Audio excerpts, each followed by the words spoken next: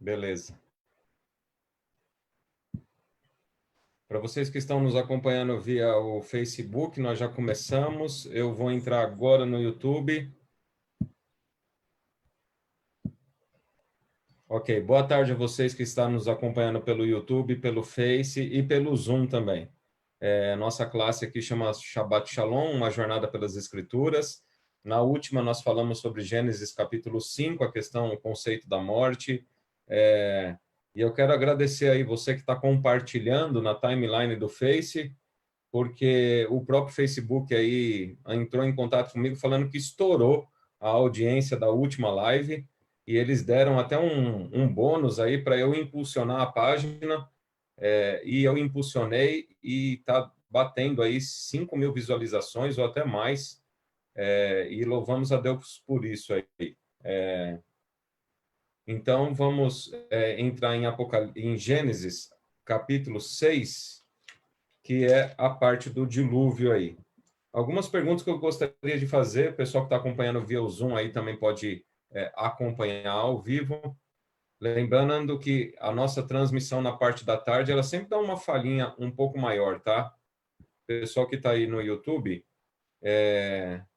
talvez vai congelar alguns quadros aí e tal, pela condição que eu estou fazendo a transmissão aqui, mas a voz, pelo menos nas últimas vezes que eu estou testando aí, a voz está chegando e o quadro vai talvez congelando um pouquinho aí, mas dá para acompanhar aí.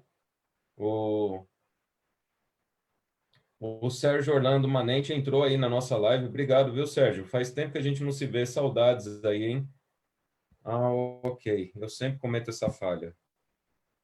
A falta do som no YouTube. É outra configuração aqui. Hoje de manhã eu fiz o mesmo erro. Então, Sérgio Orlando Manente, faz tempo que a gente não se vê aí. Abraço a todos, viu? Ao pessoal da casa toda aí. Deus abençoe vocês. O som vai chegar aí. Compartilhe aí na sua timeline o nosso estudo, a nossa classe de estudo aí. Coloca o nome, viu, da pessoa, porque o mundo das trevas é assim, viu? Você compartilha lá na timeline, você acha que todos os seus amigos vão ver e não é bem por aí, tá? Há uma censura aí, os algoritmos que censura os assuntos. Então, você coloca aí, quando você compartilhar, coloca o nome específico das pessoas que você quer que assista. E o pessoal que está assistindo no YouTube aí, se clicar na tela do seu celular ou do tablet, aparece aí no canto direito superior a setinha para você copiar o link e compartilha esse link aí agora nos seus grupos aí de estudo, nos seus grupos de WhatsApp, de Telegram e outras redes sociais aí sua. Uma boa tarde aí para Josefa Maura. A Tati está acompanhando via Zoom e via Face também, porque ela está compartilhando aí nas links.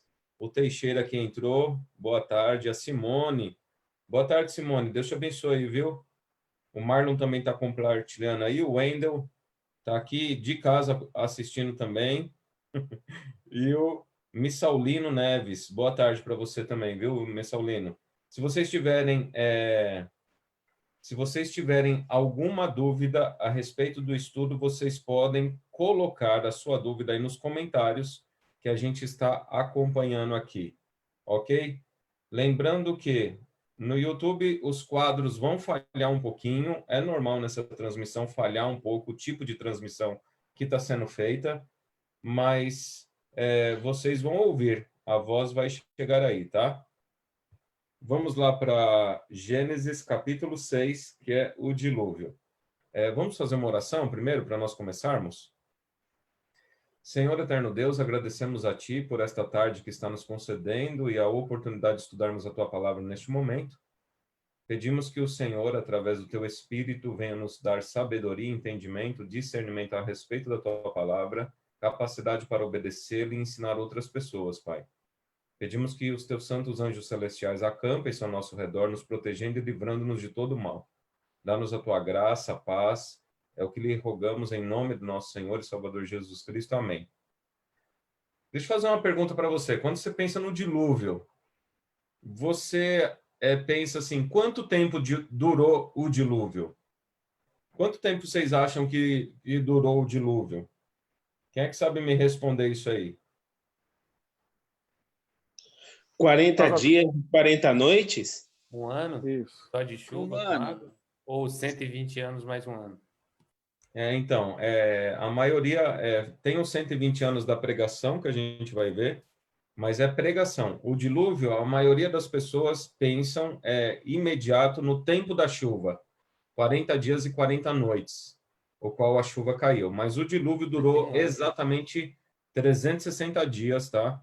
Então ele dura um ano, não somente a chuva, mas o dilúvio em si, até o escoamento da água. Por que é isso importante, gente? Isso é importante você entender, porque foi sim uma catástrofe global. Não foi uma catástrofe local, como o History Channel já fez programa sobre isso, como Discovery Channel, eu já vi programa sobre isso, eu acho que até a mesma rede, né? O mesmo tipo de programa. Então, não foram 40 dias, foi um ano. E foi uma catástrofe global que envolveu uma destruição global. Ok? Toda a questão do relevo, do ecossistema, da flora, da fauna, antes dilúvio, nós não temos acesso. O mundo que nós vemos hoje é um mundo pós-dilúvio e totalmente transtornado em todas as suas áreas, pós-dilúvio. Então, isso aí tem que ficar bem claro direto. E aí a gente vai para o relato já e vamos ver alguns detalhes que são apresentados aqui a respeito de Gênesis 6. Boa tarde para Creuza, que entrou agora aí no YouTube. O irmão José Antônio, boa tarde para você. A Nilce. O som está chegando aí, né, gente? Acredito que sim. O Gilberto Aparecido, a Yolanda Mendes, que entrou também pelo Face. Boa tarde para vocês, viu? Então, Gênesis 6 começa assim, dizendo: como se foram multiplicando os homens na terra, e lhes nasceram filhas, vendo os filhos de Deus que as filhas dos homens eram formosas, tomaram para si mulheres as que, entre todas, mais lhe agradaram. Então disse o Senhor: o meu espírito não agirá para sempre no homem, pois este é carnal, e os seus dias serão 120 anos. Então vamos lá. Algumas questões aqui. As pessoas leem esses 3 primeiros versos e fala sobre a questão da existência de nefilins.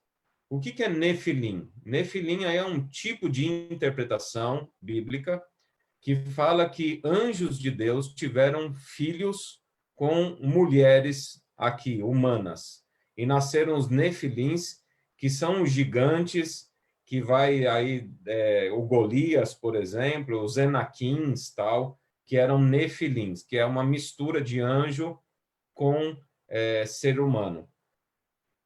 Eu, sinceramente, sem querer ofender as pessoas, eu não sei de onde que os camaradas tiram umas ideias dessa, viu? Sinceramente. Porque o próprio texto, ele é bem claro, não precisa ficar viajando muito nas escrituras, como se foram multiplicando os homens na terra e lhes nasceram filhas, vendo os filhos de Deus que as filhas dos homens eram formosas, tomaram para si mulheres, as que entre todas mais lhe agradaram. Então disse o Senhor: o meu espírito não agirá para sempre no homem, pois este é carnal, e os seus dias serão 120 anos. Todo o relato aqui no contexto está falando em contexto de terra. Não está falando filho de Deus, logicamente que aqui é no contexto de 1 João, capítulo 3, verso 2, e outras passagens que fala que os filhos de Deus são os descendentes de Sete, que é no contexto imediato aqui do capítulo 4, verso 25 e 26, que diz: tornou Adão a coabitar com sua mulher, e ela deu à luz um filho, a quem pôs o nome de Sete, porque disse ela: Deus me concedeu outro descendente em lugar de Abel, que Caim matou. A Sete nasceu-lhe também um filho, ao qual pôs o nome de Enos, daí se começou a invocar o nome do Senhor. E o capítulo 5 é toda a genealogia de Sete e os descendentes até Noé. E quando entra aqui no capítulo 6, como se foram multiplicando os homens na terra, logicamente que faz alusão ao capítulo 4, onde aparece também uma descendência de Caim aqui, que vai habitar na terra, vai criar uma cidade murada. Coloca aqui capítulo 4, verso 16. Retirou-se Caim da presença do Senhor e habitou na terra de Nod, ao oriente do Éden. Verso 17 do capítulo 4. E coabitou Caim com sua mulher, ela concebeu e deu à luz a Enoque. Caim edificou uma cidade e lhe chamou Enoque, o nome de seu filho. Então, na terra de Nod, multiplica-se a descendência de Caim dentro dessa cidade chamada Enoque, que é a primeira cidade murada. Quando você vai para capítulo 6 de Gênesis, como se foram multiplicando o homem na terra. Olha, o contexto é imediato. Que terra? Terra de Nod. Porque é onde a descendência de Caim, o povo que se afasta de Deus, vai se multiplicar. E lhes nasceram filhas. Vendo os filhos de Deus que as filhas dos homens eram formosas, tomaram para si mulheres, as que entre todas mais lhe agradaram. E aí, quando você vai para Gênesis, você quer ir mais adiante, porque as histórias são introdutórias no livro de Gênesis e vai se desenvolver mais para frente. Um verso até que eu citei hoje pela manhã, Gênesis capítulo 24, onde Abraão fala o seguinte, ora, era Abraão já idoso, bem avançado em anos, e o Senhor em tudo o havia abençoado, disse a Abraão, a seu mais antigo servo da casa, que governava tudo o que possuía, põe a mão por debaixo da minha coxa, para que eu te faça jurar pelo Senhor, Deus do céu e da terra, que não tomarás esposa para meu filho das filhas dos cananeus, entre os quais habito. Mas irá a minha parentela, e daí tomarás esposa para Isaque, meu filho. Então, quando você lê o livro de Gênesis, em nenhum momento o livro de Gênesis vai fazer a menção anteriormente ao capítulo 6 ou posteriormente ao capítulo 6, evento de anjo tendo filho com mulher. Então, eu não sei a criatividade dos caras que escrevem sobre Nefilim, e com todo respeito, né, a esses caras aí, nem linguisticamente, no hebraico, não casa a ideia. Então, a ideia, a questão de filhos de Deus e filhas da terra, filhas dos homens, é bem claro essa polarização que aconteceu logo no início do conflito entre Caim e seus descendentes, que habitaram na terra de Nod, e Sete e seus descendentes, que são peregrinos. O povo de Deus sempre é peregrino, sempre habita em tendas. E isso, logo com os filhos de Noé, vai ficar mais claro ainda no próprio capítulo aqui. Marlon, pode falar, você está com a mão levantada aí. Pode Pastor, eu estava lendo aqui no comentário bíblico, eu tenho uma versão em espanhol aqui no aplicativo, que ele fala o seguinte, ó, sobre esse trecho, né, que havia gigantes na terra. Ele fala que esses gigantes, os nefilins, não foram produto de uniões matrimoniais mistas, como alguns sugerem. A Septuaginta traduz o nefilim por gigantes. Ele fala o seguinte, ó, os israelitas disseram que se sentiam como meras lagostas em comparação aos nefilins, e há razões para crer que a palavra hebreia pode ter de origem a palavra nafal, e que o nefilim eram violentos, o terroristas, tipo, é melhor traduzida como violentos do que como gigantes. E tanto que, por regra geral, os antediluvianos eram dotados de grande vigor físico e mental. Então, todo mundo era grande e todo mundo tinha um grande intelecto. A diferença é que, fazendo essa comparação com a origem da palavra nafal, Você pode traduzir Nefilim melhor como violentos. Eles eram muito mais violentos do que os hebreus. E lembrando que, quando faz esse comentário, que eram mais espertos, mais inteligentes, também você amarra na ideia da descendência do quê? Mas a serpente mais sagaz que todos os animais selváticos que o Senhor Deus tinha feito, disse à mulher. Então, vem daí essa sabedoria, essa astúcia que está ligada a essa palavra aí. Em outras palavras, gente, o que é esse homens na terra que nasceram filhas e os filhos de Deus, que as filhas dos homens eram mais formosas? É justamente essa questão dos dois grupos, os descendentes de Caim e os descendentes de Sete, que depois vai vir aqui Sem, Cã e Jafé. Vai ficar mais claro ainda quando Noé dá as bênçãos aí. Os grupos que vão se espalhar e habitar na terra, tá? Tem gente com mão levantada, mas não sei quem é, porque tá Moto G8 Play. Quem Sou é? eu, pastor. Ô, Brando, fala aí, fala aí. Pastor, recentemente Hollywood lançou, né, aquele filme Noé com aquele ator Russell Crowe, que fez o Gladiador. E no filme Noé, eles colocam esses nefilins como anjos que ficaram aprisionados em gigantes de pedra. Hollywood também está copiando essa ideia. No filme eu assisti, né? Eu assisti com a Rosana, e os nefilins seriam esses gigantes que ajudaram Matusalém e depois ajudaram Noé a construir a arca. E também, pastor, eu tive a oportunidade para discutir com o pessoalzinho, não vou citar o nome da religião, né, por causa de ética, mas eles gostam de visitar a gente domingo de manhã, né? Aí, eles interpretam exatamente isso. Eu fui discutir com ele falou, olha, se são seres humanos, a leitura da Bíblia não teria que dar essa diferenciação de filho dos homens.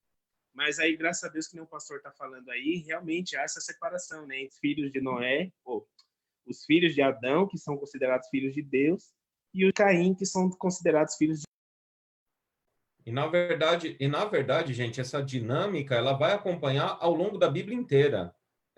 Se você ler as Escrituras como um todo, você vai perceber que sempre vai haver essa tensão entre esse casamento fora da linhagem dos semitas com os cananitas. E assim vai. Pode falar, Rafa, que você está com a mão levantada aí. Boa tarde, pessoal. Pastor, uma dúvida sobre a questão do tempo que você mencionou que o dilúvio durou quase um ano aí. Sim. Eu queria saber qual que foi a origem aí. Eu entendi que a questão dos 40 dias foi o período da chuva. Uhum. Né? Eu só queria entender como é que a gente chega nesse conceito dos 360 dias. Tá. Não, isso aí tá no próprio verso, no próprio capítulo. A gente vai ler aqui. Porque dá a data que Noé entrou na arca e a data que ele saiu da arca, tá? Então a gente vai ver isso aí de maneira clara. A gente já chega lá. Obrigado. Então, gente, olha, essa questão de filhos de Deus e filhos da terra, filhos dos homens, é essa ideia do conflito, onde vai se polarizar todo o conflito, tá? Lá no Apocalipse vai falar do remanescente de Deus e dos adoradores da besta, aqueles que possuem a marca e o número do seu nome. Então, essa opressão, ela ocorre desde já. O que Deus ele repreende aqui? Já está a gênese da ideia aqui dessa questão de você querer fazer o casamento de julgo desigual, que hoje a gente chama de casamento julgo desigual, onde você vai trazer muitos problemas para sua vida, tá? E é isso aí. Agora vamos lá, vamos continuar. Então disse o Senhor, o meu espírito não agirá para sempre no homem, pois este é carnal, e os seus dias serão 120 anos. Então aí você já vê a graça de Deus, né? A determinação do juízo, onde Deus estabelece os tempos. Isso é um outro conceito que aparece muito no livro de Daniel, no livro de Apocalipse, e o anticristo sempre procura mudar os tempos e a lei. O anticristo quer ser o criador. Quando esse termo serão 120 anos, Deus está estabelecendo tempo mostrando que ele é o soberano. Ele é o rei dos céus e da terra e tudo que neles há. Então, aqui já começa também essa confrontação do espírito babilônico, né? A gente pode chamar espírito babilônico no sentido profético, tá? Onde ele confronta. O ser humano já começa a querer tomar o lugar do Criador. O ser humano já começa a querer colocar o Criador de lado. São as sementes do Éden, né? Da queda. E aqui diz, ora, naquele tempo não havia gigantes na terra, e também depois, quando os filhos de Deus possuíram as filhas dos homens, as quais lhe deram filhos. Estes foram valentes varões de renome na antiguidade. Note que eu já fiz o comentário aqui, essa questão de ser valente, essa questão de ser de renome, essa questão de dominarem a terra tal, isso aí está ligado à confrontação rebelde contra o Criador. É uma função direta de uma linhagem de pessoas que vão sempre enfrentar o Criador. Que aí vai vir a Torre de Babel depois com o mesmo espírito, tá? Com a mesma ideia. Viu o Senhor que a maldade do homem se havia multiplicado na terra e que era continuamente mal todo o desígnio do seu coração. Então se arrependeu o Senhor de ter feito o homem na terra, e isso lhe pesou no coração. Essa questão do arrependimento aqui, nós temos que tomar cuidado, que arrependimento do Senhor não é um arrependimento que é advindo de erro, mas é um arrependimento no sentido mais literal da palavra, que o Senhor tomou a decisão de mudar o rumo da história. Essa é a ideia do arrependimento, porque Deus não erra, tudo que ele fez é muito bom, a criação. Então, essa palavra arrependimento é mudança de rumo na história. Deus estava caminhando por um lado e agora ele decide mudar. Ele fala, agora eu volto, porque não tem mais condição de prosseguir no rumo que está. Pode falar, Marlon. A nova tradução em linguagem de hoje, ela fala o seguinte, e a nova Almeida atualizada fala parecido também. Ficou muito triste por haver feito os seres humanos, e o Senhor ficou tão triste com o coração pesado. E dá mais também um sentido de tristeza, o arrependimento nesse sentido, de que ele ficou triste pelo resultado daquilo que ele havia criado, pelas escolhas que eles haviam feito, né? Uhum.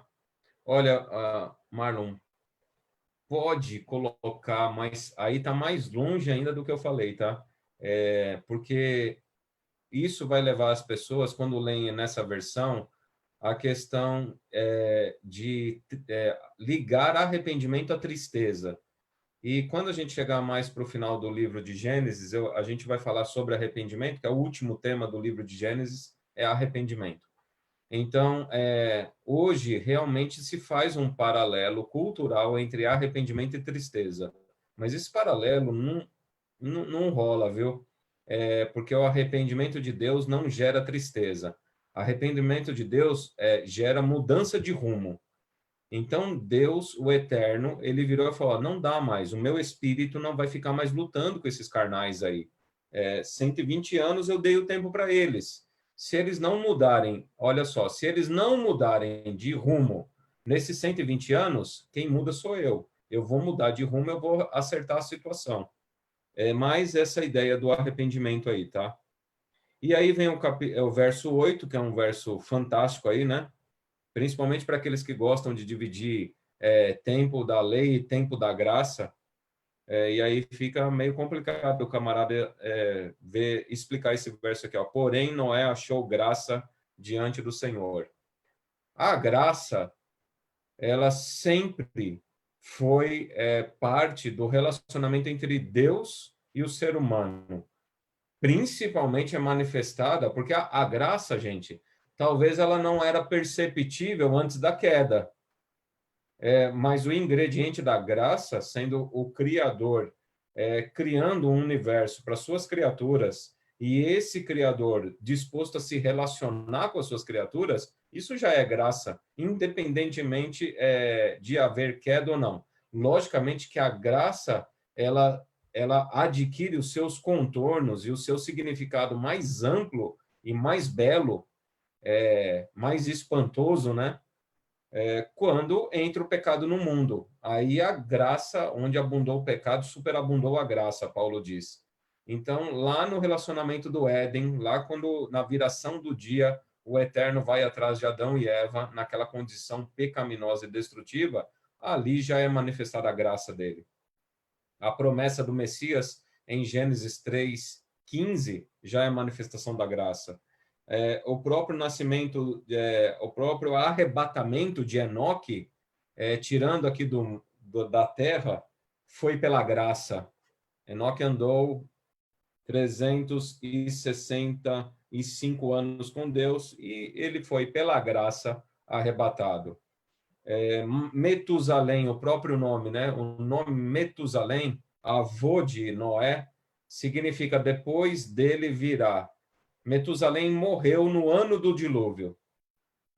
No exato ano que aconteceu o dilúvio, Metusalém morreu, filho de Enoque.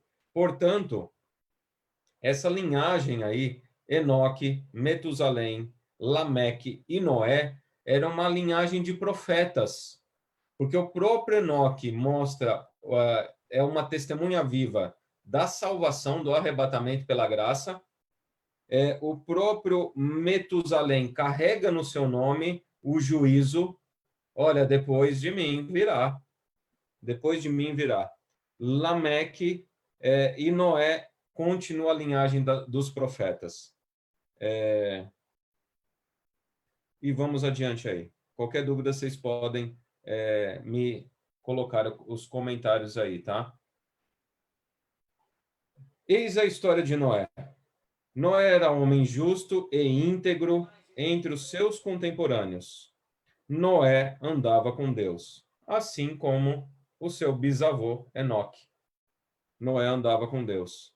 Homem justo e íntegro entre os seus contemporâneos. Gerou 3 filhos, Sem, Cam e Jafé. Percebe que a própria genealogia aparecendo aqui já mostra a questão da retidão, da integridade, da justiça, onde Noé, olha, já é a justificativa, gente, para os primeiros versos ali.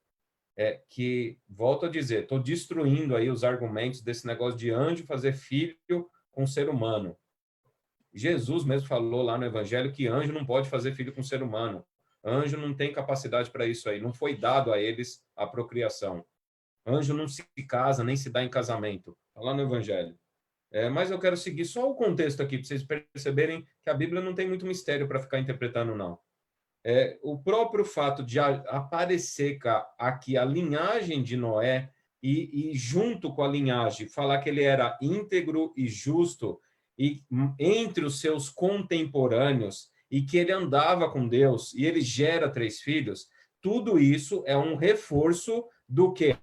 Do motivo do dilúvio, porque os filhos de Deus, a descendência de Sete, estava entrando num jugo desigual com os descendentes de Caim, os filhos da terra.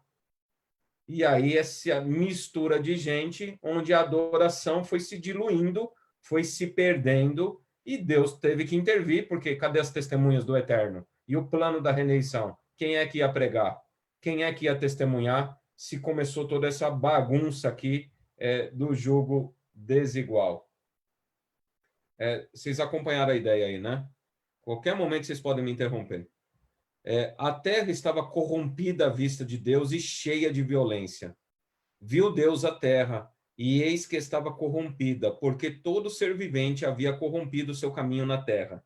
Então disse Deus a Noé: resolvi dar cabo de toda a carne, porque a terra está cheia de violência dos homens, eis que os farei perecer juntamente com a terra. Para enfatizar de novo, se ainda você tem dúvida, como é que termina aqui o capítulo 4? Qual é o relato? Dizendo assim, ó, verso 21 e 22 do capítulo 4. O nome de seu irmão era Jubal. Este foi o pai de todos os que tocam harpa e flauta. Zilá, por sua vez, deu à luz a Tubal-Caim, artífice de todo instrumento cortante de bronze e de ferro. A irmã de Tubal-Caim foi Naamá. E disse Lameque às suas esposas, Ada e Zilá: ouvir-me, Vós, mulheres de Lameque, escutai o que passo a dizer-vos. Matei um homem porque ele me feriu, e um rapaz porque me pisou. 7 vezes se tomará vingança de Caim, de Lameque, porém, 70 vezes 7. Então, veja, aqui no capítulo 4, no contexto imediato, já acontece essa multiplicação da violência, essa multiplicação da iniquidade. E vai confirmar somente no capítulo 6, quando Deus fala, ó, chegou a tal nível a violência que eu tenho que colocar um fim agora nisso aqui. Percebe aí como é bem forte o argumento de filhos de Deus, descendentes de Sete, que era filho de Adão e Eva, que adorava o Senhor, e os filhos da terra, as filhas da terra, que eram os descendentes de Caim, que eram pessoas que levantavam a bandeira da rebelião. Ô, pastor. Pode falar, Marlon. Desculpe interrompê-lo. Eu fiz uma anotação justamente no sábado passado, acabamos que a conversa tomou outro rumo e eu não consegui passar. Mas esse texto que o senhor leu, ele mostra justamente a 7ª geração seguindo a linhagem de Caim, a partir de Adão. E ela acaba em Lameque. E você vê um contexto de morte, né? E a 7ª geração que segue na linhagem de Sete, ela acaba em Enoque, que ela mostra justamente o oposto, que é salvação. Eu achei bem interessante isso. Eu não tinha lido comentários sobre isso, e foi bom você ter falado isso aí, porque agora a gente consegue, e até inclusive esse negócio de 70 vezes 7, né, que ele fala, ele é a 7ª geração, 70 vezes 7, e aí dentro da Bíblia, gente, é o seguinte, olha, lógico que o número 7 é atribuído à perfeição divina, mas quando você vai para o comentário talmúdico, ou seja, o comentário lá da cultura judaica, eles falam assim, ó, não é só perfeição divina, número 7, mas é perfeição onde ele se apresenta no contexto. Logicamente que a maioria dos textos você vai encontrar nas escrituras ligado à perfeição divina. Mas como esse 7, que é a 7ª geração, Lameque, 70 vezes 7, que mata o dobro de pessoas, né? Mata 2, Caim matou 1, mostra o quê? A perfeição da violência, a perfeição da multiplicação da violência. E isso é totalmente cabível e entra também nessa ideia de 7 como perfeição, número 7. Então, a perfeição da violência interrompe aqui o relato, nasce 7 e a adoração divina. Agora vem a geração dos adoradores de Deus. No capítulo 6, volta agora mostrando uma realidade chocante. Qual que é a realidade chocante? Que esses maus que se multiplicaram e os bons que também estão se multiplicando passam agora a conviver no sentido de casar e dar-se em casamento. Nascendo, então, uma mistura de gente que é rebelde a Deus e os adoradores de Deus. Deus vira e fala, agora chega, não tem mais como. O plano da redenção, como é que fica? O testemunho, como é que fica? Como é que os meus representantes aí, que tem que pregar o evangelho, vai ficar como? E aí Deus, então, pega e manda o dilúvio para acabar com isso aí. Então, vamos lá. Sobre o dilúvio em si. Faz uma arca de tábuas de cipreste, nela farás compartimentos e a calafetarás com betume por dentro e por fora. Deste modo a farás. De 300 côvados será o comprimento. Desculpe. De 50 a largura e a altura de 30. Farás ao seu redor uma abertura de 1 côvado de altura. A porta da arca colocarás lateralmente, farás pavimentos na arca, um embaixo, um segundo e um terceiro. Porque estou para derramar águas em dilúvio sobre a terra para consumir toda a carne que há fôlego de vida debaixo dos céus. Tudo o que há na terra perecerá. Contigo, porém, estabelecerei a minha aliança. E aí continua sempre estabelecendo a minha aliança, moradia, proteção. Entrarás na arca, tu e teus filhos, e tua mulher, e a mulher de teus filhos. De tudo que vive, de toda a carne, 2 de cada espécie, macho e fêmea, farás entrar na arca, para os conservares vivos contigo. Então, o que é a base da aliança divina aqui, gente? A base da aliança divina é moradia e proteção. Moradia e proteção. É a base da aliança divina. O que Deus... quando lá a nova Jerusalém que desce do céu, a gente vai ver amanhã isso aí, às 19 horas, Apocalipse 20, a nova Jerusalém que desce do céu, os santos estão dentro das moradas, na nova Jerusalém, o mal vai tentar, a última rebelião, né? O mal vai tentar sitiar a cidade para invadir e desce fogo do céu e aniquila eles. Então, veja aí, moradia e proteção. O Eterno estabelece a aliança dele. E lá no final, a destruição, o aniquilamento não é por água, porque ele já prometeu que não ia ser por água, mas é pelo fogo. Moradia e proteção. Então, a nova Jerusalém, que desce do céu, e os santos morando dentro, lá em Apocalipse, é um estilo, vamos dizer assim, uma ideia justamente da arca. É uma proteção, tá? É a aliança do Eterno em seus efeitos.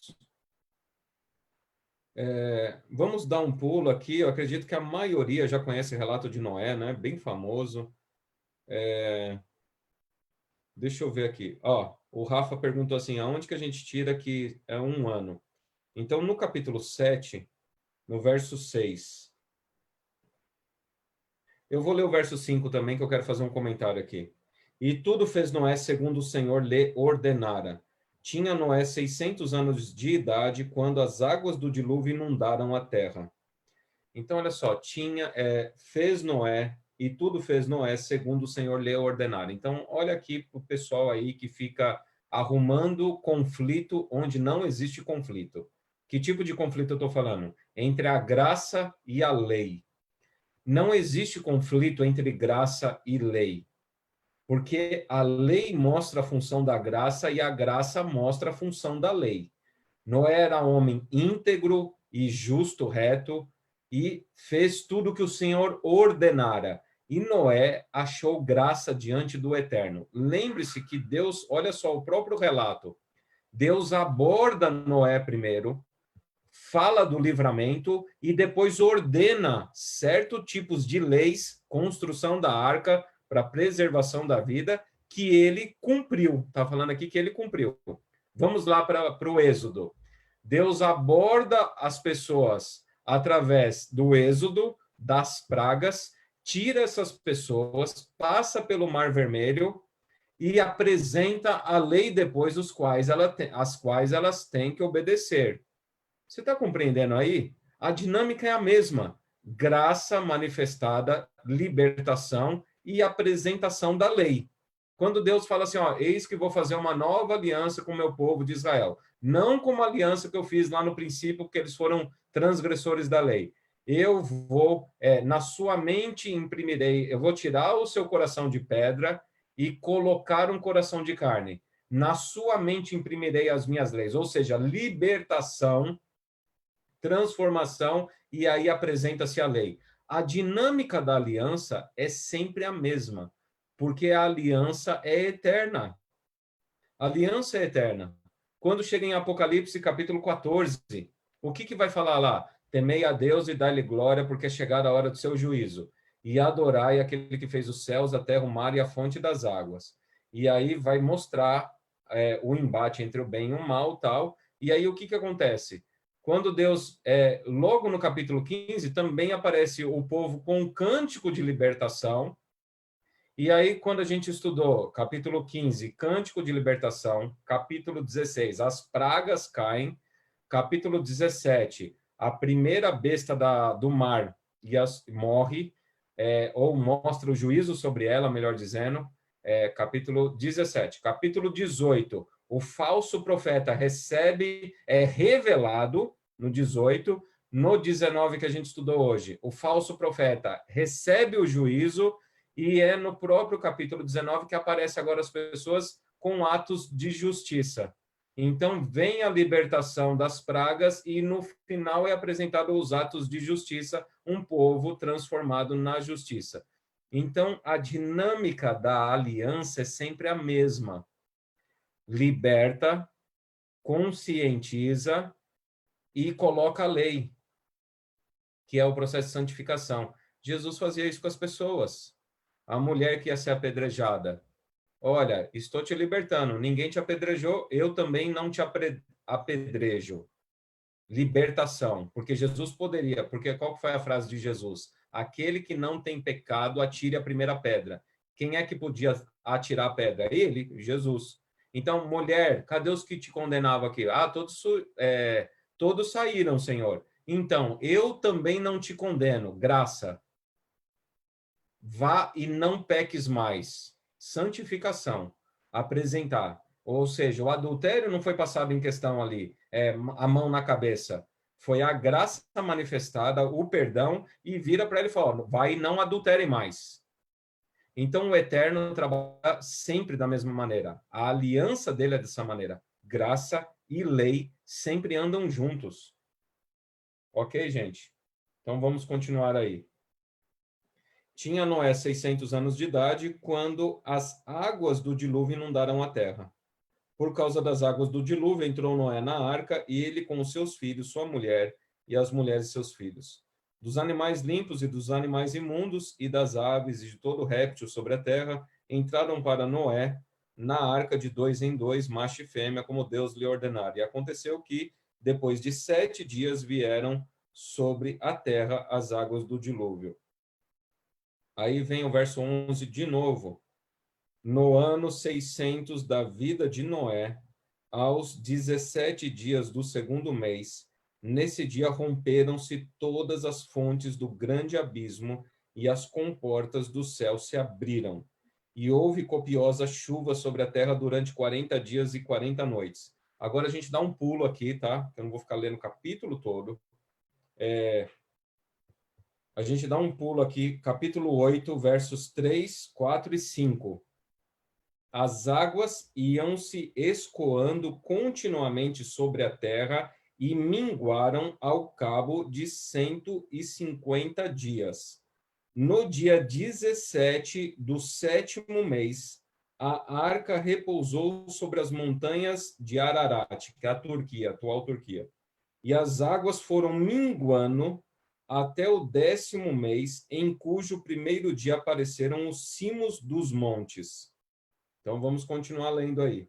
Ao cabo de 40 dias, abriu Noé a janela que fizera na arca, e soltou um corvo, o qual, tendo saído, ia e voltava, até que se secaram as águas de sobre a terra.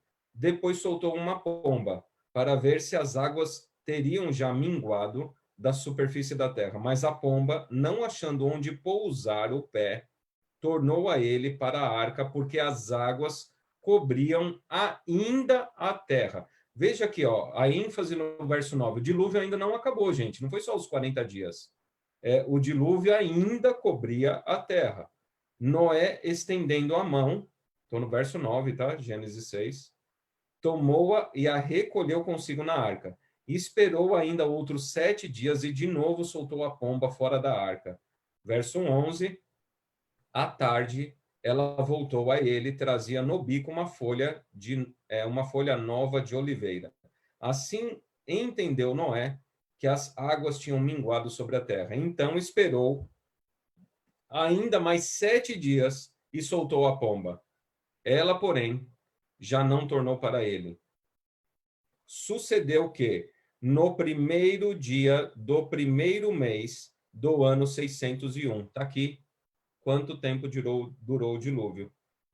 Capítulo 8, verso 13, você grifa aí na sua Bíblia, se você quiser. E no capítulo 7, verso 11, fala início. Capítulo 7, verso 11, início. Capítulo 8, verso 13, fim do dilúvio. Sucedeu que no primeiro dia do primeiro mês do ano 601, as águas se secaram de sobre a terra.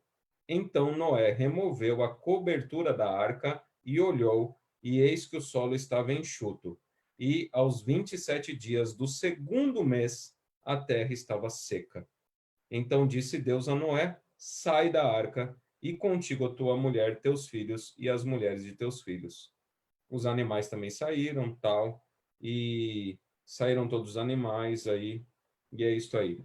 Então, veja só, o dilúvio foi quanto tempo? 1 ano. Eu até coloquei aqui, ó, foi mais de 360 dias, tá? Porque eu calculei isso aí.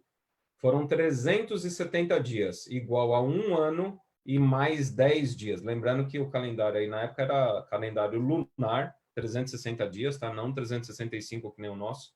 Então foi 1 ano e 10 dias, exatamente, o dilúvio. O que aconteceu, gente? Agora vamos para uma proposta aqui, tá? É uma narração da filosofia das origens. Eu queria fazer com vocês aí.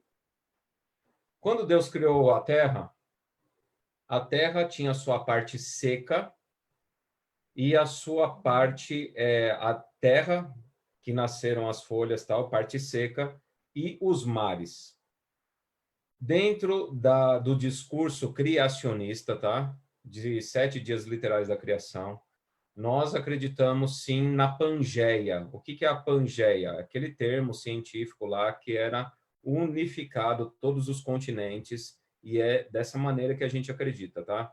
Então, há uma criação onde é uma parte seca integral, unificada, e a parte dos mares.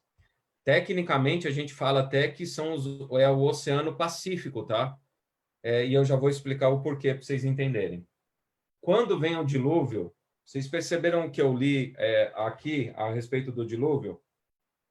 No ano 600 da vida de Noé, aos 17 dias, estou lendo Gênesis 7, verso 11.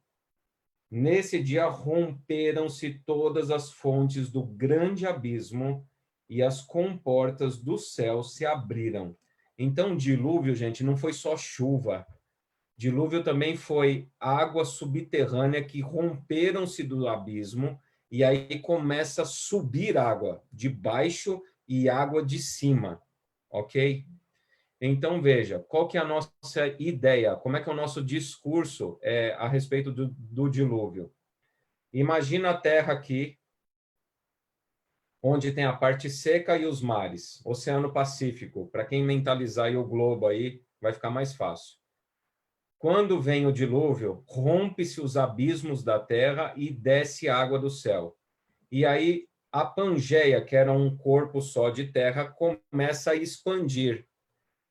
Ele começa a se afastar porque esse abismo se rompe. E é criado, então, nesse momento do dilúvio, nós entendemos que é criado o Oceano Atlântico.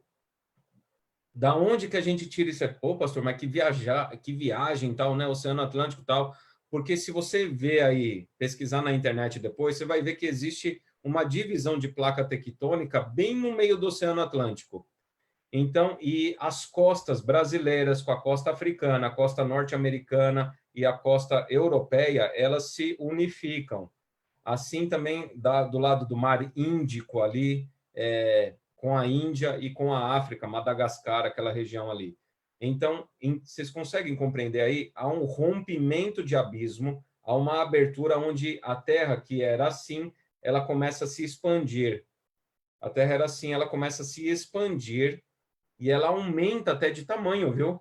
De volume, aonde cria-se, então, o Oceano Atlântico. Quando você vai lá desde o Grand Canyon até os rios do Amazonas, tal, todo o desemboque da água, você percebe que as águas escorrem e vão em direção ao Oceano Atlântico. E cria-se, então, esse mar, esse grande mar, que é o Oceano Atlântico, que possivelmente não existia na época do dilúvio. Lembre-se que o que eu estou fazendo aqui é um discurso teológico, filosófico das origens, da questão do dilúvio. Não dá para comprovar via laboratório isso aí. E os evolucionistas também não conseguem comprovar o que eles falam, a narrativa deles. Sedimentação das rochas, vamos lá. Então, hoje os evolucionistas dizem o seguinte, deixa eu ver só o que a Tati está...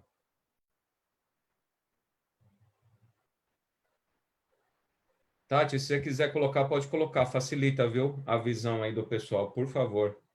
É que se eu fizer esse tipo de pesquisa aqui, minha transmissão que já está meio travada para o YouTube, aí trava de vez, tá?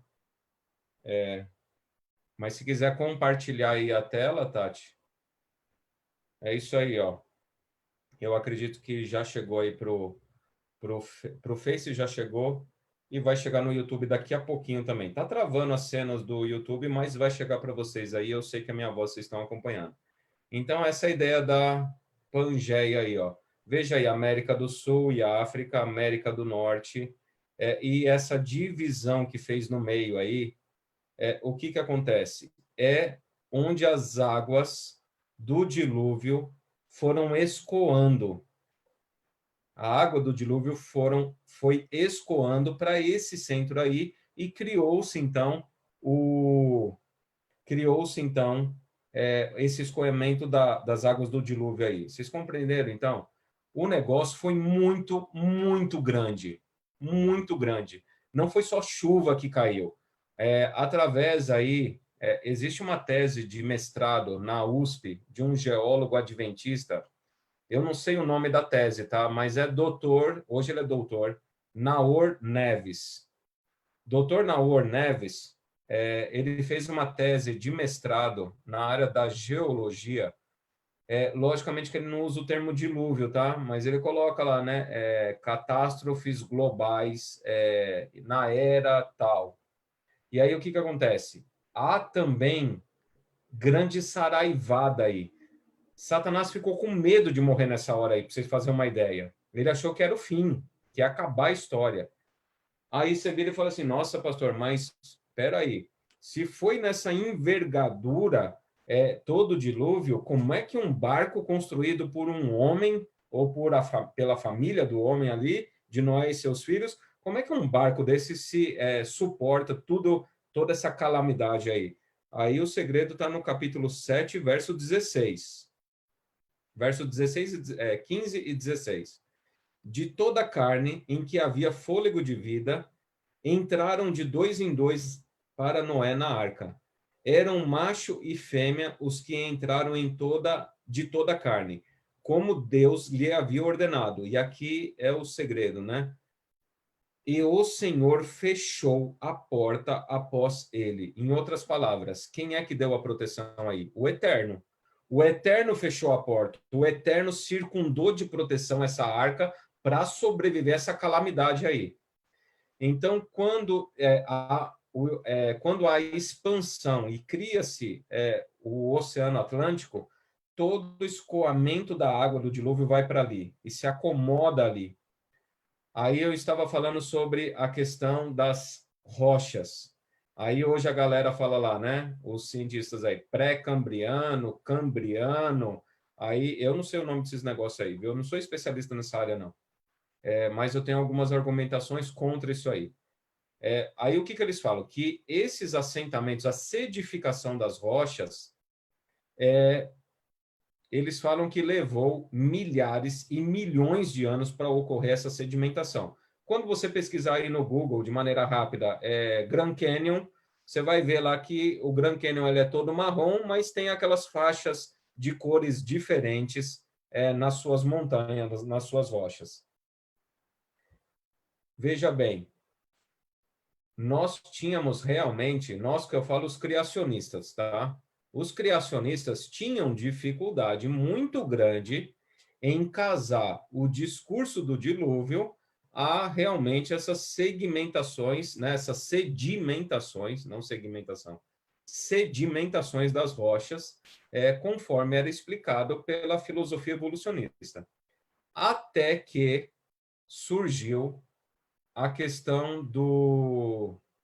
de um vulcão em Santa Helena, que, se não me falha a memória, é na Califórnia. O vulcão de Santa Helena, na década de 80, ele explodiu. Era um vulcão adormecido que explodiu. E o que aconteceu? Com a explosão desse vulcão, se mudou toda a topografia, toda a geografia do local.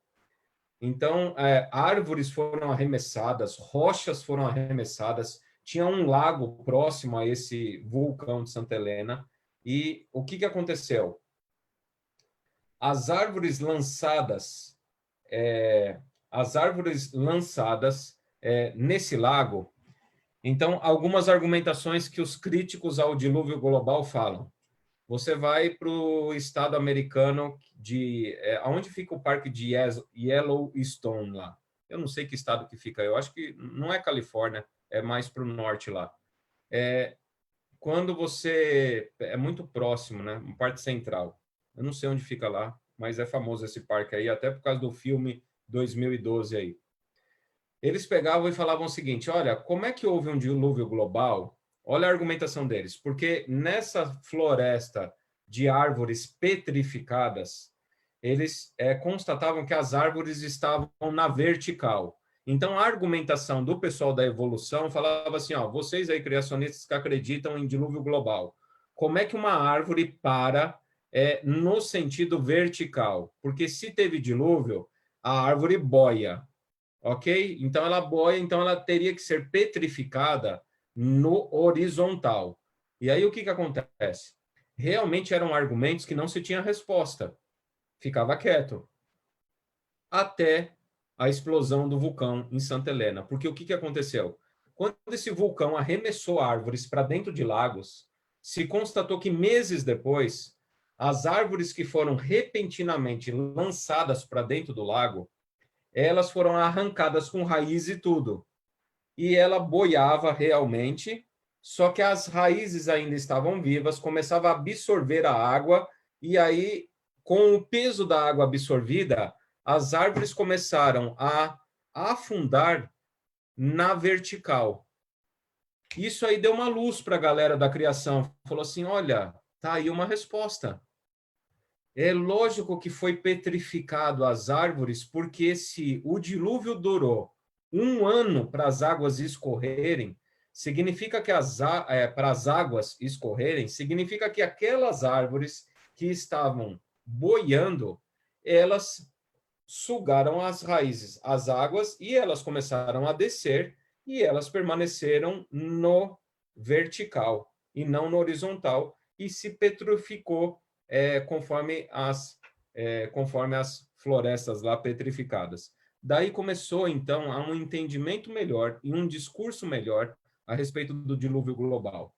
Outros argumentos que temos aí são a questão de resto de animais marinhos que se encontra lá nos Alpes suíços, no alto de montanhas, a 4, 5 mil metros de altitude, onde é encontrado esses restos aí de animais marinhos. Qual outro tipo de argumentação posso dar aí? A questão da sedimentação das rochas. A partir do vulcão de Santa Helena, começou a ser feito em laboratório uma experiência que foi verificado lá, que todas aquelas rochas que foram arremessadas, elas não levaram décadas para sedimentar, elas levaram meses para sedimentação. Então, tudo aquilo que a cronologia evolucionista diz, da era pré-cambriana, cambriana, tal, não sei o que lá, que fala que são eras geológicas, lá no Monte de Santa Helena, no vulcão de Santa Helena, na explosão, verificou-se uma sedimentação de rochas em questão de meses. Outro ponto. A mudança da topografia da Terra leva-se milhares e milhões de anos para acontecer. A questão da Pangeia. Beleza. Com o vulcão de Santa Helena, e agora a gente tem um outro argumento novo aí, o terremoto de Tóquio, 2011. Só você pesquisar aí. O terremoto de Tóquio em 2011, o terremoto na Ásia, lá no tsunami na Ásia, em 2004, e o vulcão de Santa Helena em 1980, na década de 80, mostrou que, de uma hora para outra, catástrofe global gera uma mudança topográfica enorme. Aquilo que os evolucionistas imaginavam em milhares de anos, acontece em segundos com essas grandes catástrofes. Em outras palavras, gente, que eu estou usando aqui um pouco de argumentação aí científica, ainda que eu não dependa disso, tá? Eu não sou dessa linha aí, não. Eu não preciso disso aí para acreditar no relato bíblico do dilúvio. Mas são argumentações que a gente coloca que eu jogo a bola de volta aí para os evolucionistas virem e responderem para mim. como é que uma topografia se modifica em questão de segundos em uma catástrofe. Uma catástrofe local. Vulcão de Santa Helena, terremoto na Ásia em 2004, terremoto em Tóquio em 2011. Se mudou a topografia mundial ao ponto de atualizar GPS, em um terremoto que aconteceu no Japão, mas a gente não sentiu aqui no Brasil, diz que os sismógrafos aí mexeram um pouquinho aqui no Brasil também. Se houve essa mudança topográfica em uma catástrofe dessa envergadura pequena, comparado ao dilúvio, imagina o que aconteceu no dilúvio, ok? Então, essas sedimentações das rochas também foi verificado lá em Santa Helena, que foi rápido, as sedimentações, e fez as faixinhas nas rochas, criou lá tudo aquilo lá, e aí vem, então, essa argumentação. Ok, gente? Eu vou caminhar para o final aqui, que já são 4h10. Falei demais aí sobre o dilúvio. Eu queria só deixar um ponto bonito aqui a respeito do dilúvio no final, onde Deus fala o seguinte, estabelecendo a aliança, capítulo 9, a alimentação carne é autorizada por Deus a partir depois do dilúvio, tá? Pavor e medo, capítulo 9, verso 2, pavor e medo de vós virão sobre todos os animais da terra e sobre todas as aves dos céus, tudo que se move sobre a terra e todos os peixes do mar nas vossas mãos serão entregues. Tudo que se move e vive ser-vos-á para alimento, como vos dei a erva verde, tudo vos dou agora. Então, infelizmente, a morte passa a fazer parte integral do cotidiano do ser humano. Isso é muito triste. A morte passou a fazer parte integral do dia a dia, do cotidiano do ser humano. O ser humano não se alimentava com carne, agora ele passa a se alimentar com carne, sob a autorização divina. Antes daqueles que ficam defendendo que pode comer todo tipo de carne, só porque está escrito aqui, ó, tudo que se move e vive, ser-vos-á para alimento. Lembre-se que no capítulo 7, no capítulo 6, já faz uma distinção entre animais limpos e imundos, que vai aparecer em Levítico 11, a lei da alimentação, dando as diretrizes claras. Aqui é tradição oral, lá em Levítico, tradição escrita. Então, Deus não faz questão de detalhar aqui a alimentação, uma vez que os animais limpos e imundos foram separados na prática da coisa. Ó, vem aqui 2 pares de imundos e 7 pares de limpos. E aí libera a alimentação cárnea. É óbvio aí o significado do contexto, tá? E terminando aqui a parte que eu quero encerrar, se vocês quiserem comentar algo aí, comentem. Diz aqui o seguinte, verso 12 do capítulo 9. Disse Deus, este é o sinal da minha aliança que faço entre mim e vós e entre todos os seres viventes que estão convosco para perpétuas gerações. Porei nas nuvens o meu arco, será por sinal da aliança entre mim e a terra. Sucederá que quando eu trouxer nuvens sobre a terra e nelas aparecer o arco, então me lembrarei da minha aliança firmada entre mim e vós e todos os seres viventes de toda a carne, e as águas não mais se tornarão em dilúvio para destruir toda a carne.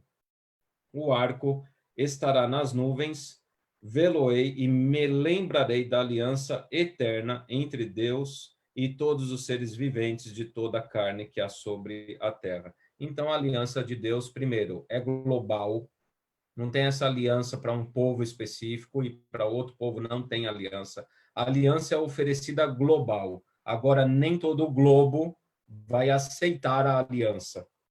O arco estará nas nuvens, vê-lo-ei e me lembrarei da aliança eterna entre Deus e todos os seres viventes de toda a carne que há sobre a terra. Disse Deus a Noé, este é o sinal da aliança estabelecida entre mim e toda a carne sobre a terra. E aí eles saem da arca.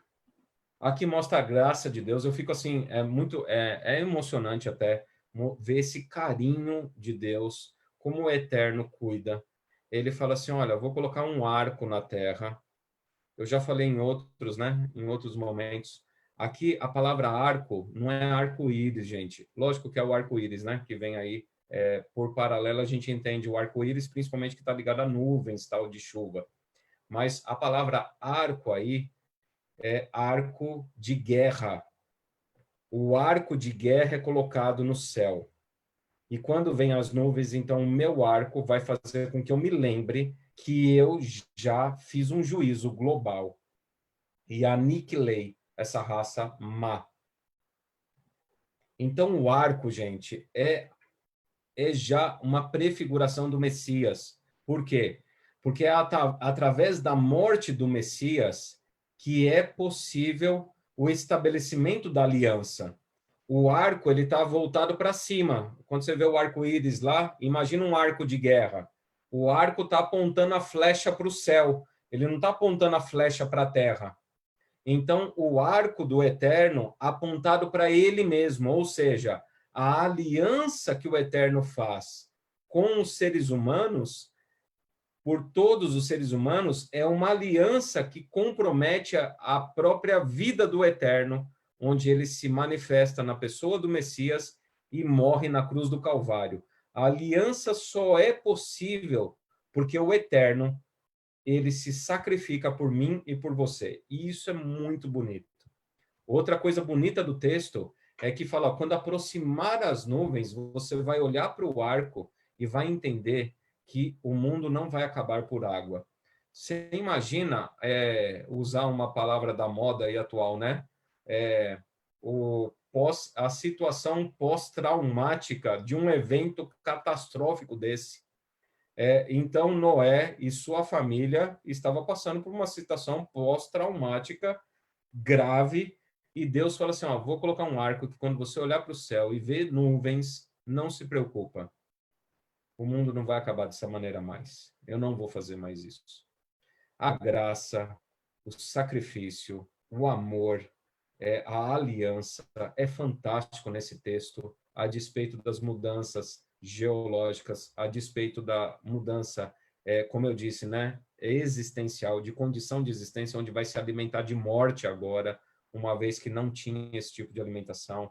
Então, mas mesmo assim, no meio dessa confusão e desse transtorno, Deus vira e mostra a graça, mostra o sacrifício, mostra o amor e a dedicação ao qual ele tem ao ser humano, querendo resgatar sempre o ser humano. Ok, gente? Dúvidas, comentários, fiquem à vontade. Pastor? Pode falar, Paulinha. Eu tenho uma dúvida. Essas pessoas que morreram no dilúvio, né, os ímpios, eles sofreram a primeira morte ou já é a segunda morte direto? Boa pergunta, hein, Paulinha? Deixa eu parar para pensar aqui. Eu creio que pela linguagem de juízo que é colocada no livro de Gênesis, e me apegando ao contexto, porque assim, ó, você lembra que em outros trechos da Bíblia, Deus fala assim, ó, ainda que restasse na terra Noé, Jó e Daniel, eu ainda não perdoarei essa terra. E é linguagem de juízo final, esses versos que aparecem. Então, Noé é uma prefiguração de juízo global. Jó é uma prefiguração de juízo pessoal. Jó foi atingido. O mundo foi atingido em Noé. E Daniel é no sentido de nação. Ele representava uma nação, o qual o juízo caiu sobre o reino de Judá. Então, em todas as esferas, seja pessoal, seja nacional, seja global, o juízo de Deus se manifesta. Ok? Pontuei isso aí, para fazer o meu discurso aqui lógico. Então, todo o discurso de Noé, ele vem trazendo um discurso de juízo executivo, assim como Sodoma e Gomorra, tá? Juízo executivo.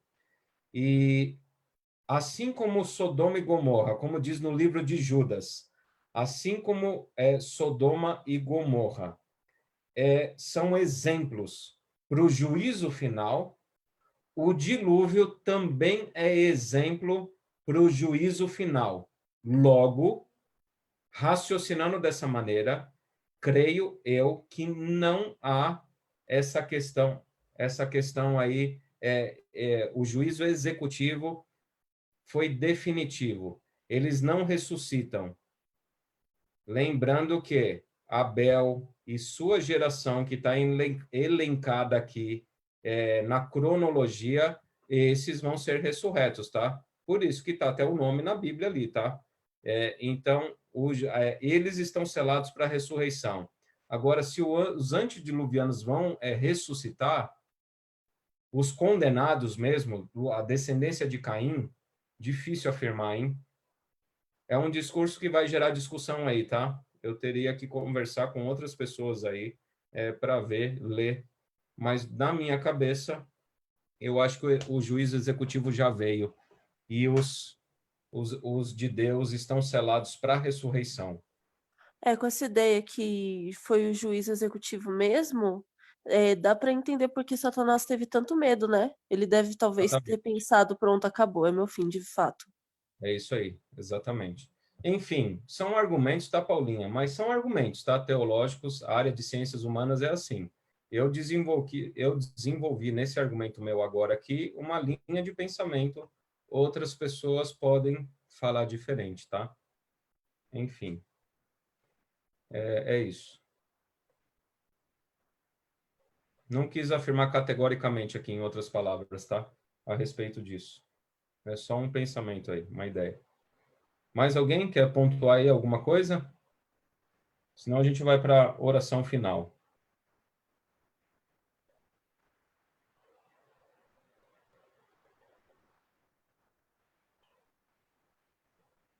Tem alguém aí no bate-papo, Tati? Não?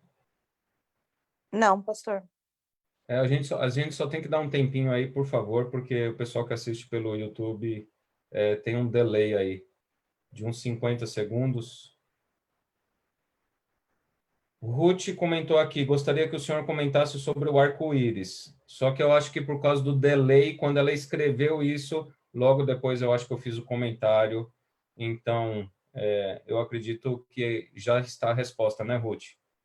A questão do arco de guerra é apontado para o céu, mostra que Deus coloca a vida dele em jogo na aliança para salvar o ser humano e promete que não destrói o mundo em dilúvio. Isso é a graça, viu? Essa é a manifestação da graça, onde ele pagou o pior preço. Então, quando as pessoas criticam Deus aí, como é que pode um Deus sanguinário que aniquilou o mundo inteiro, tal, mas o arco sempre está virado para ele, viu? Ele que sempre vai pagar o preço. Mais alguém aí, gente? Alguma dúvida? Eu acredito que não. Já deu o tempo do delay aí. Eu não posso ligar aqui, senão dá um looping de som. Então, não consigo ouvir o som aqui do YouTube. Mas eu acredito que já foi. Gente, valeu por vocês acompanharem. O apelo que eu faço a vocês nesse estudo saiba de uma coisa. Deus está mostrando isso desde o início. O mundo acabou em um momento por dilúvio e Deus misericordiosamente manteve a linhagem. Não fique achando que Deus vai fazer isso uma segunda vez, porque ele prometeu que a segunda vez, de maneira global, será definitiva. O tempo de você aceitar a aliança, o tempo de você aceitar a salvação que ele te oferece, essa aliança de graça, essa aliança que ele quer salvar você, a sua geração, sua casa, o seu lar. O tempo é hoje. Não brinque com essas coisas, porque Deus, ele é gracioso, ele é amoroso, ele cuida de cada um de nós, sem dúvida nenhuma, mas é o Deus também da justiça, é também o Deus do juízo, e é um Deus que determinou que muito em breve uma segunda catástrofe global vai se concretizar nessa história desse planeta aqui. E, gente, não vai ter como, não tem segunda chance.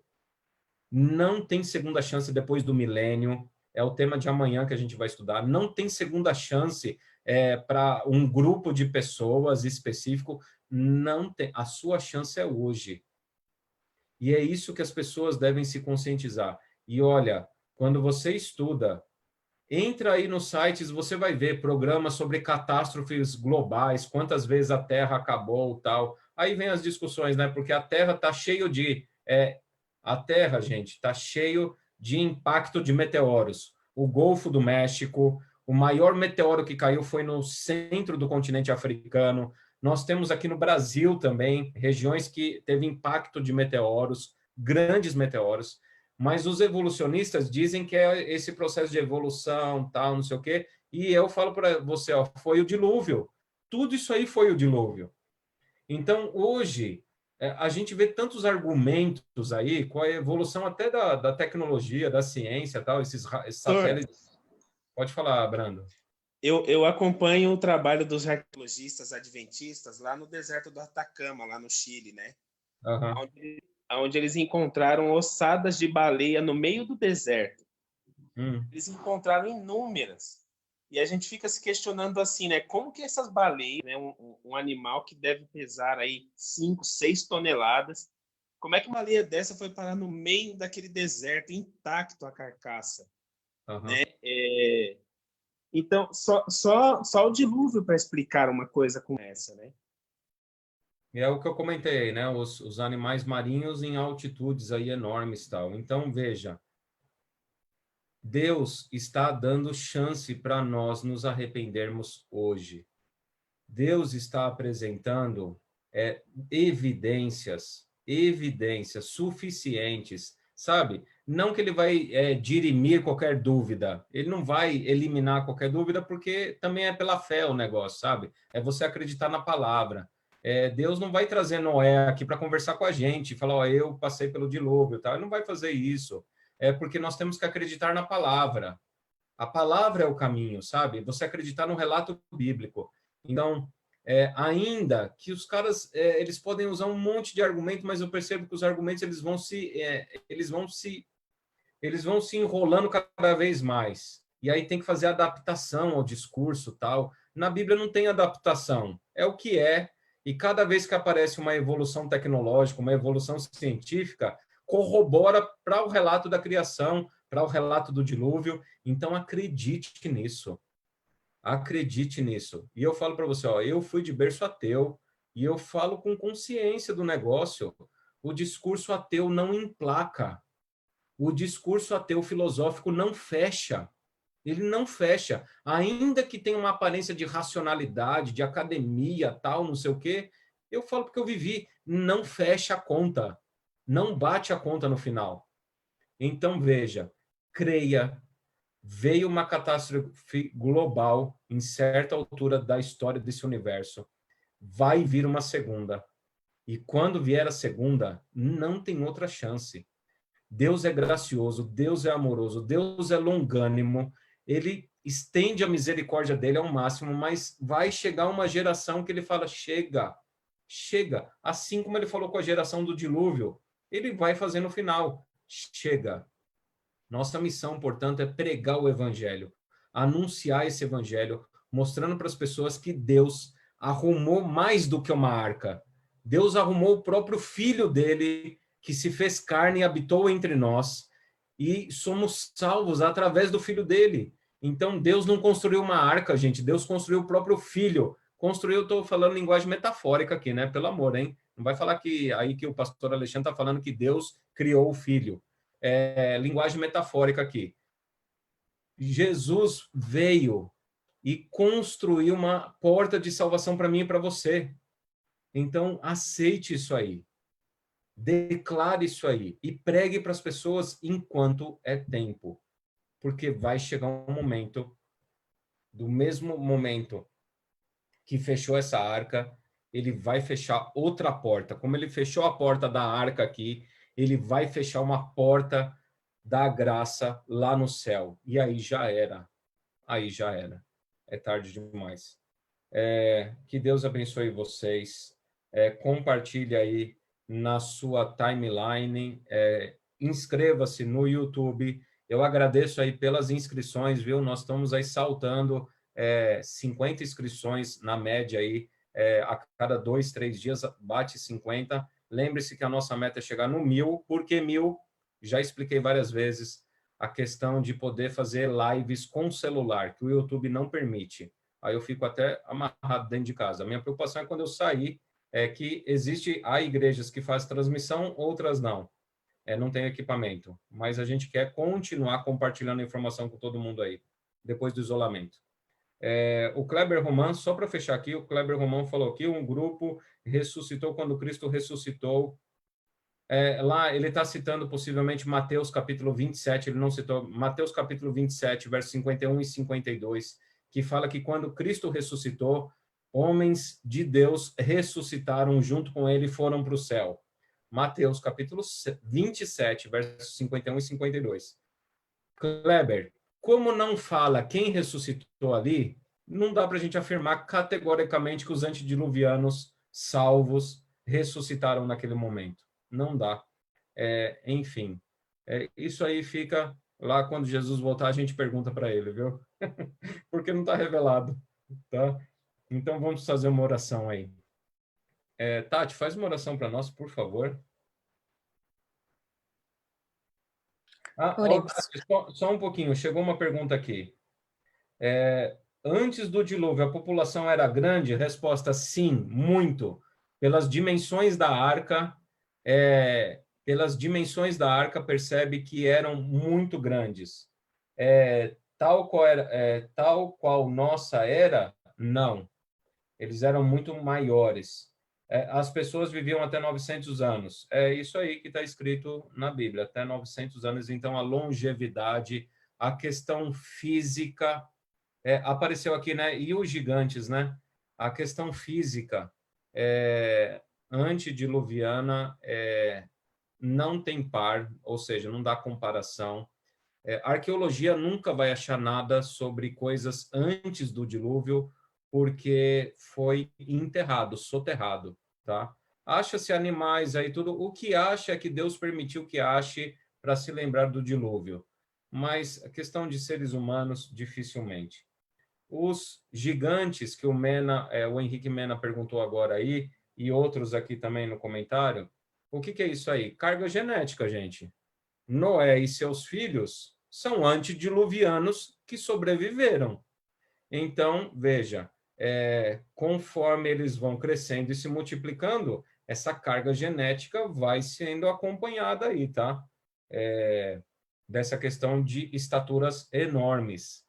E eu não quero ler aqui, mas depois eu vou ler na genealogia de Abraão, que é no próximo sábado, você vai ver que a longevidade vai baixando conforme vai chegando próximo a geração de Abraão, porque a alimentação ecárnea começou a entrar na dieta.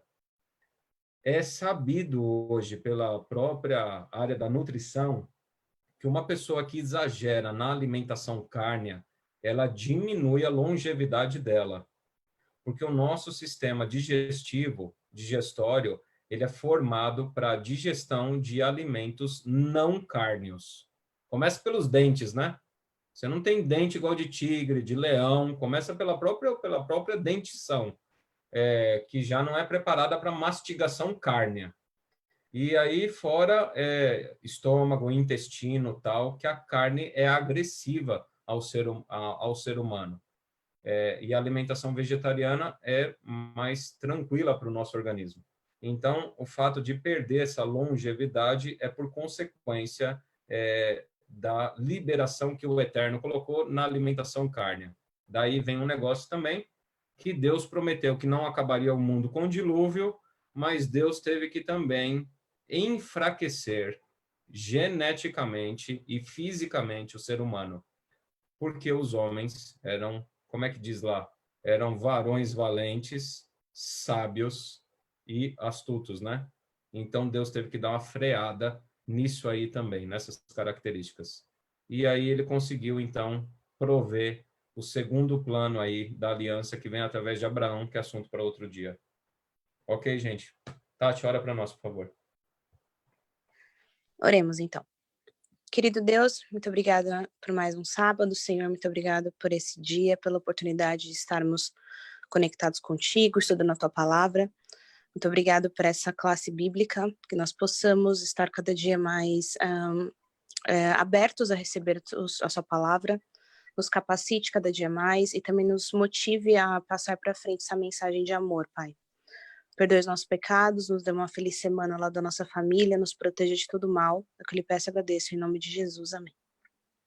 Amém. Deus abençoe. Valeu, Tati. Deus abençoe vocês. Tenham um bom restante de sábado aí, que o Eterno os abençoe com a paz dele, tá?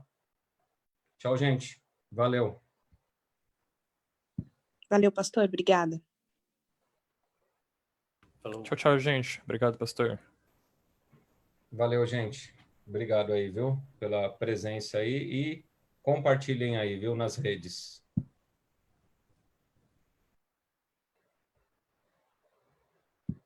Vou encerrar para todo mundo a reunião aí. Abraços, viu?